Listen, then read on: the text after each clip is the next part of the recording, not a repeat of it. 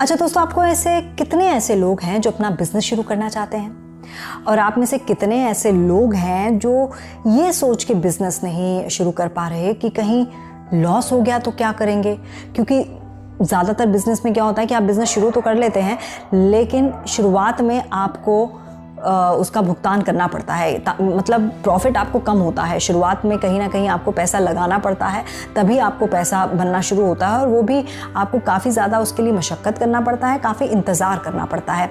ऐसे में कई सारे ऐसे लोग हैं जो इसी डर से घर में बैठ जाते हैं कि भाई नुकसान कौन झेलेगा, इतना तो है नहीं, मतलब खाएंगे क्या और निचोड़ेंगे क्या। तो ऐसे में कई ऐसी अब सरकार की तरफ से ऐसे जॉब्स, मैं बोलूँगी ऐसे जॉब्स हैं, ऐसे बिजनेस हैं जिनके ज़रिए आप पहले दिन से ही कमाई करना शुरू कर सकते हैं। हैरानी हो रही है ना, जब मुझे भी ये पता चला था तो मैं भी हैरान रह गई, और मैंने उसी दिन फैसला किया कि भाई ये वीडियो तो मुझे बनाना ही बनाना है, क्योंकि इस वीडियो के ज़रिए मेरे दर्शकों को ये पता चलेगा कि वो किस तरह से बिना नुकसान उठाए अपना एक बिजनेस शुरू कर सकते हैं। और इसके लिए आपको डाक विभाग से जुड़ना है। अब आप सोच रहे होंगे कि भाई डाक विभाग से जुड़ने की क्या ज़रूरत है, आजकल तो चिट्ठियों का भी फैशन नहीं है, आजकल तो ईमेल्स के ज़रिए बात होती है, व्हाट्सएप के ज़रिए बात होती है, इस तरह से यूट्यूब के ज़रिए बात होती है, तो डाक विभाग से क्यों जुड़ेंगे। तो इसके बारे में हम आपको डिटेल में बताएं। शुरुआत करते हैं कि किस तरह से डाक विभाग से जुड़कर आप अपना बिजनेस शुरू कर सकते हैं, और पहले ही दिन बिना नुकसान उठाए, बिना किसी चीज़ की भरपाई किए, पहले दिन आपका बिजनेस चमक उठेगा। भारतीय डाक विभाग ने हाल ही में अपनी फ्रेंचाइजी देने से जुड़ा एक नोटिफिकेशन जारी किया है। इस जारी किए गए नोटिफिकेशन के मुताबिक कोई भी भारतीय इंडियन पोस्ट ऑफिस की फ्रेंचाइजी लेने के लिए आवेदन कर सकता है, और पोस्ट ऑफिस यानी डाक विभाग की आउटलेट अपने राज्य या शहर में शुरू कर सकता है। तो जो भी अपनी फ्रेंचाइजी लेना चाहते हैं, पोस्ट ऑफिस की फ्रेंचाइजी लेना चाहते हैं, अपने राज्य, अपने क्षेत्र में ले सकते हैं। सिर्फ और सिर्फ आपको कुछ चीज़ें फॉलो करनी है। इसका पूरा प्रोसेस क्या है, किस तरह से आपको ये फ्रेंचाइजी मिल सकती है, वो हम आपको बता देते हैं। हालांकि सिलेक्शन प्रोसेस के तहत सिलेक्टेड एप्लीकेंट्स को ही ऑफिस की फ्रेंचाइजी दी जाएगी, और ये सिलेक्शन फ्रेंचाइजी देने से जुड़े हुए नियमों और योग्यता के आधार पर किया जाएगा। Franchisee types. डाक विभाग द्वारा हर शहर में डाक सेवाएं उपलब्ध कराने के लिए 2 तरह की फ्रेंचाइजी दी जा रही है, जिनमें से एक फ्रेंचाइजी काउंटर सर्विस से जुड़ी है, जिसे आउटलेट फ्रेंचाइजी भी कहते हैं, और दूसरी पोस्टल एजेंट से जुड़ी है। इन दोनों प्रकार की फ्रेंचाइजी को लेने के लिए डाक विभाग द्वारा अलग अलग नियम और क्वालिफिकेशन निर्धारित की गई है। डाक विभाग फ्रेंचाइजी आउटलेट। काउंटर सर्विस से जुड़ी फ्रेंचाइजी उन्हीं को दी जाएगी जिन राज्यों में डाक विभाग द्वारा डाक सेवाएं उपलब्ध नहीं कराई जा सकती। दरअसल भारत में ऐसे कई शहर और इलाके हैं जहां पर डाकघर नहीं है, और इन्हीं इलाकों में फ्रेंचाइजी के जरिए डाकघर की आउटलेट खोलने का प्लान भारतीय डाक विभाग द्वारा बनाया गया है, ताकि इन इलाकों में डाक विभाग की काउंटर सर्विस खोलने से यहाँ के लोगों को भी डाकघर की सुविधा मिल जाए। आउटलेट फ्रेंचाइजी की विशेषताएं। अब आउटलेट फ्रेंचाइजी की विशेषताओं पर भी नजर डाल लीजिए। डाक विभाग के तहत दी जाने वाली फ्रेंचाइजी में केवल काउंटर सेवाएं ही उपलब्ध करवाई जाएंगी, जबकि वितरण और संचरण की जिम्मेदारी पोस्ट विभाग के माध्यम से जारी रहेगी। इस फ्रेंचाइजी का मॉडल केवल शहर के तेजी से विकासशील क्षेत्रों में, जैसे कि महानगरों और उनके आसपास के कस्बों में लागू किया जाएगा। लेकिन आप इस गलतफहमी में बिल्कुल मत रहिएगा कि एक बार आपने फ्रेंचाइजी ले ली तो आपको अब कुछ नहीं करना। ऐसा नहीं है। अगर आप फ्रेंचाइजी लेते हैं तो डाक विभाग द्वारा साल में 2 बार इसका रिव्यू लिया जाएगा। इसमें से पहला रिव्यू फ्रेंचाइजी खुलने के 6 महीने के बाद होगा, और दूसरा अगले 6 महीने में पूरा किया जाएगा। फाइनल रिव्यू में अगर फ्रेंचाइजी का कार्य सही पाया जाएगा तो उस फ्रेंचाइजी की अवधि को बढ़ा दिया जाएगा। आउटलेट फ्रेंचाइजी के तहत आपकी कमाई कमीशन पर आधारित होगी, यानी जो सामान आप सेल करेंगे उस सामान को बेचने पर निर्धारित की गई कमीशन आपको दी जाएगी, और ये कमीशन ही आपकी इनकम होगी। फ्रेंचाइजी के तहत मिलने वाली कमीशन। पोस्ट विभाग द्वारा उनके सामानों के बिकने के बाद जो कमीशन दी जाएगी उसको जरा तस्वीरों के जरिए आपको समझाने की कोशिश करते हैं। पंजीकृत आर्टिकल की बुकिंग पर 3 रुपए, स्पीड पोस्ट आर्टिकल की बुकिंग पर 5 रुपए कमीशन मिलता है। मनी ऑर्डर की बुकिंग पर नजर डालिए। अब 100 रुपए से लेकर 200 रुपए मूल्य के मनी ऑर्डर बुकिंग पर 3.50 रुपए और 200 रुपए से ज्यादा मूल्य के मनी ऑर्डर की बुकिंग पर 5 रुपए कमीशन मिलता है। वहीं हर महीने 1000 से ज्यादा रजिस्ट्री या स्पीड पोस्ट आर्टिकल पर 20% अतिरिक्त कमीशन मिलता है। डाक टिकटों, डाक स्टेशनरी और मनी ऑर्डर के फॉर्म की बिक्री पर बिक्री राशि का 5% और रिटेल सर्विस पर 40% कमीशन मिलता है। अब ये भी जानना बेहद जरूरी है कि इसके तहत आप कौन सा सामान बेच सकते हैं। स्टैंप और स्टेशनरी का सामान, ई गवर्नेंस प्रोजेक्ट, पंजीकृत article, speed post article, bill, tax collection का काम, पेमेंट सर्विसेज बिजनेस और postal life insurance business. Franchisee लेने में आने वाला खर्च। अब फ्रेंचाइजी लेने में 1 से 2 लाख का खर्च आ सकता है। इसके अलावा जिनका सिलेक्शन होगा उनको भी सिक्योरिटी के तौर पर कुछ पैसा जमा कराना होगा। नियमों के मुताबिक पोस्ट विभाग के मिनिमम सिक्योरिटी डिपॉजिट की राशि 5,000 रुपए निर्धारित है। भारतीय डाक विभाग के लिए कौन कर सकता है आवेदन? अब बात आती है कि इस फ्रेंचाइजी को ले कौन सकता है, यानी कि इसका क्राइटेरिया क्या है। तो अगर हम उम्र की बात करें तो उम्र के लिहाज से आपकी मिनिमम आयु उम्र 18 साल होनी चाहिए और मैक्सिमम आप जितने भी साल के हों चलेगा। दूसरी जो महत्वपूर्ण बात है, दूसरा क्राइटेरिया ये है कि आप 8वीं पास होने चाहिए। कोई भी व्यक्ति इस तरह की फ्रेंचाइजी लेने के लिए आवेदन करने के लिए योग्य है, यानी अगर कोई व्यक्ति किसी तरह का व्यवसाय करता है तो भी वो फ्रेंचाइजी लेने के लिए योग्य है। हालांकि ये फ्रेंचाइजी शहरी, ग्रामीण और नए आगामी शहरी टाउनशिप में दी जाएगी।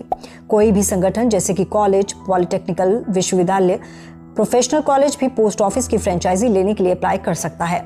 लेकिन यदि आपके परिवार का कोई सदस्य आपके इलाके के डाक विभाग की डिवीजन में कार्य करता है तो आप उस एरिया की फ्रेंचाइजी लेने के लिए अप्लाई नहीं कर सकते। अगर कोई इंडिविजुअल इस फ्रेंचाइजी के लिए आवेदन करता है तो उस व्यक्ति के साथ फ्रेंचाइजी लेने से जुड़ा समझौता किया जाएगा। वहीं अगर किसी संगठन द्वारा फ्रेंचाइजी लेने के लिए आवेदन किया जाता है तो उस संगठन के प्रमुख के साथ इस समझौता किया जाएगा। डाक विभाग के लिए आवेदन कैसे करें?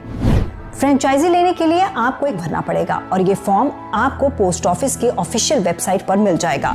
वेबसाइट का लिंक आपको डिस्क्रिप्शन बॉक्स में भी दिया गया है, लेकिन अगर किसी वजह से आप फॉर्म डाउनलोड नहीं कर सकते तो पोस्टल डिवीजन ऑफिस जाकर फ्रेंचाइजी से जुड़ा हुआ फॉर्म आप ले सकते हैं। इस फॉर्म में आवेदन करने वाले व्यक्ति का नाम, राष्ट्रीयता, जिस स्थान पर वो फ्रेंचाइजी का कार्य करना चाहता है, उसके घर का पता, जानकारी आदि भरनी होगी। सभी जानकारियां भरने के बाद आपको ये फॉर्म उस एरिया के पोस्ट डिविजनल ऑफिस के डाक विभाग के सुपरिटेंडेंट के पास जमा करवाना होगा, जिस एरिया में आप अपनी फ्रेंचाइजी खोलना चाहते हैं।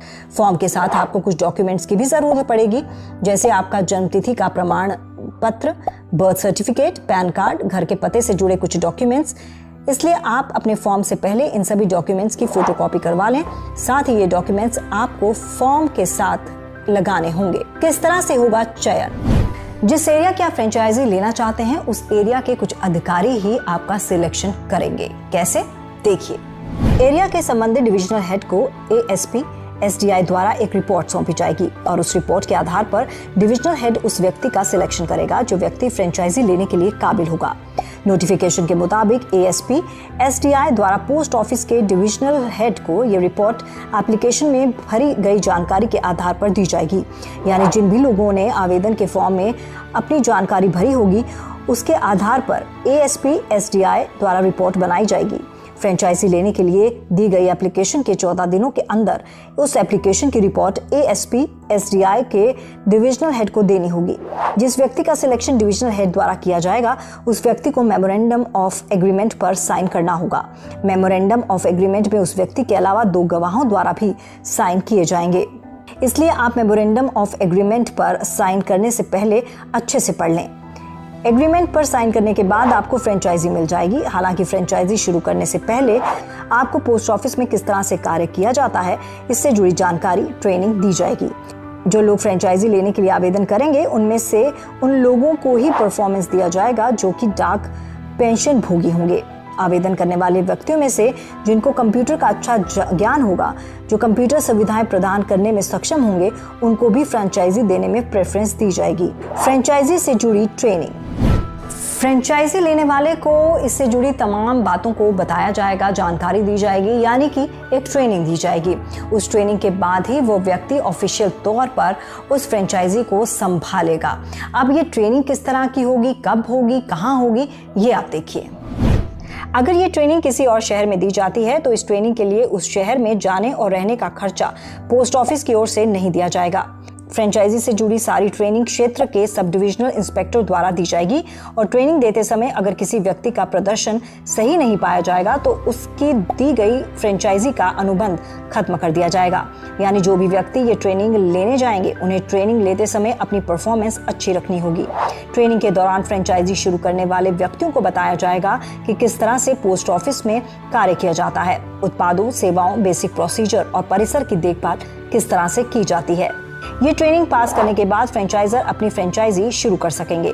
इन सब के अलावा जिन भी लोगों द्वारा फ्रेंचाइजी शुरू की जाएगी उनके आउटलेट पर जाकर समय समय पर पोस्टल डिपार्टमेंट के इंस्पेक्टर द्वारा मॉनिटरिंग की जाएगी और देखा जाएगा कि उनके आउटलेट पर सही तरह से काम हो रहा है या नहीं।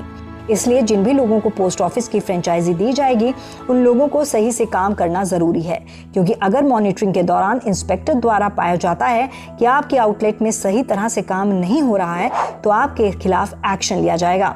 इंस्पेक्टर द्वारा ये मॉनिटरिंग हर महीने की जाएगी और कुछ समय बाद पोस्टल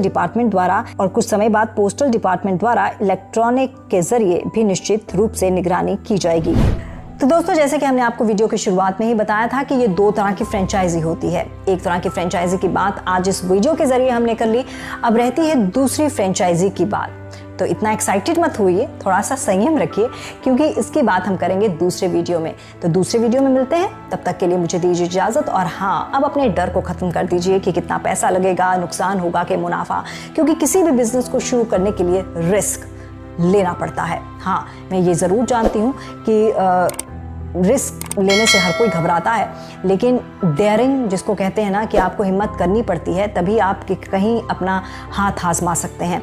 तो आप ये तो नहीं कहूँगी कि आज ही कोई फैसला लीजिए, लेकिन हाँ, हमारे वीडियोस आपको समय समय पर ये जानकारी देते रहेंगे कि किस तरह का बिजनेस, किस तरह का लोन और किस तरह का व्यवसाय किस दौर में शुरू आप कर सकते हैं। तब तक के लिए इजाज़त।